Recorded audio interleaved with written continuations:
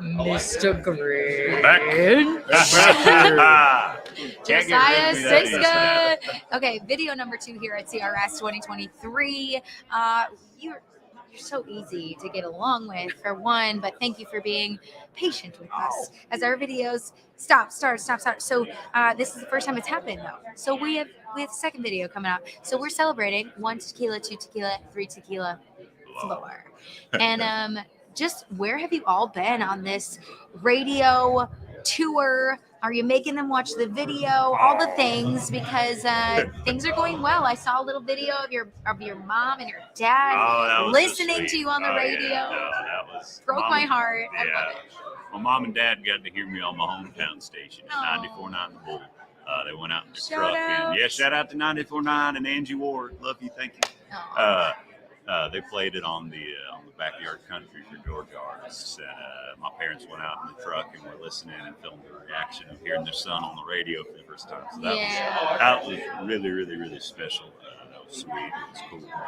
I saw a lot of cool places though around the country. I mean, it was pretty crazy. Any new places that you've never been? Oh my God, yeah, I had never been to New York. I was like, you ever seen Crocodile Dundee? I was like, when he goes to New York for the first time, and he's, like, what is going on? You're like, look at that building. Look at that building. Yeah, I'm just this goofy cowboy walking around the city.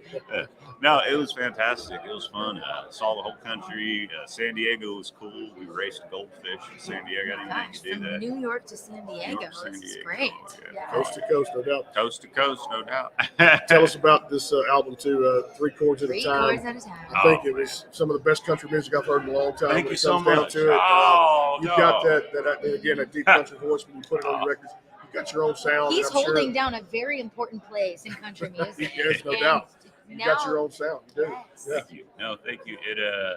With my music, I like to think outside the box sometimes a little bit.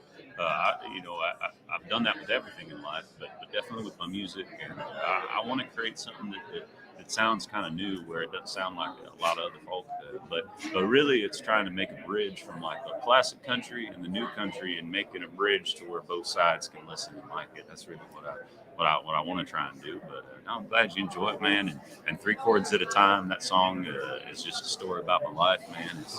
It's really about radio. Growing up, listening to the radio, and letting the radio raise you 3 chords at a time. That's where it all came from. So, I'm really, really, really enthusiastic about the EP, and I'm excited for it to get here.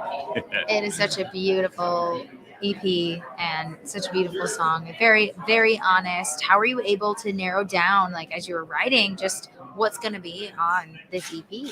Oh, it was tough. It was a lot of tough decisions, and we're having a song meeting soon to discuss further songs. Ooh, something new. Got some more stuff in the crock pot cooking. I love that. It just we went into the life when we wrote on a whiteboard all of our favorite songs that we have. Everyone gets a tally marker, and we go by and put a tally marker next to the songs we really like. And because the thing is, some artists will go, I'm never going to sing that. And sure, yes, I do that. I'll be like, listen, I get it. I don't want that one. Sing that. I'm not going to sing that. And you can't make me sing it. Yeah, sometimes you just have to lay it down. Yeah, everybody has to, or else you're going to be a piece of Play-Doh where you can turn into anything, and that's never interesting to me.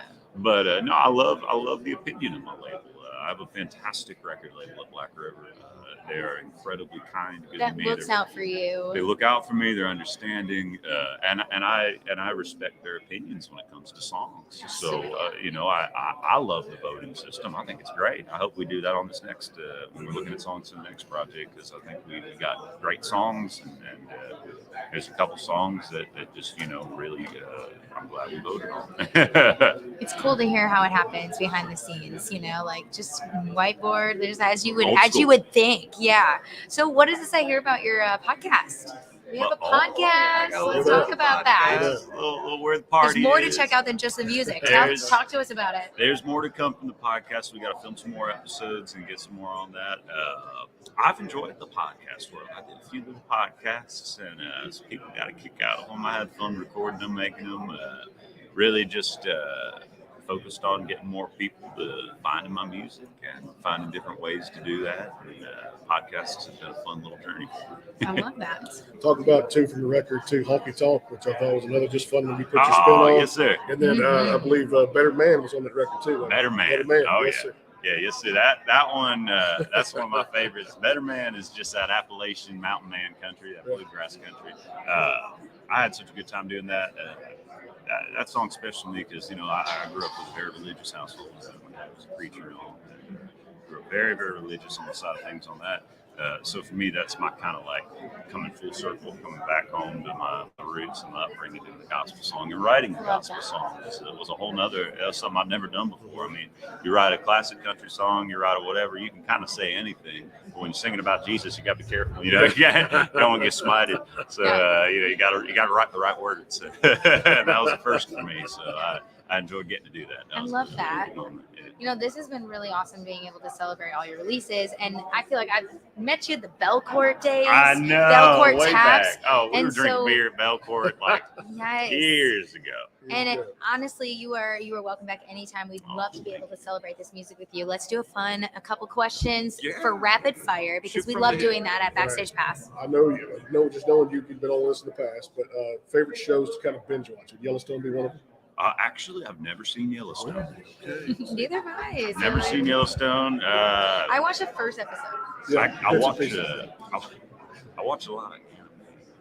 So I like watching. Oh, we got a little cowboy nerdy over big here. nerd. Just kidding. I've been Star Wars.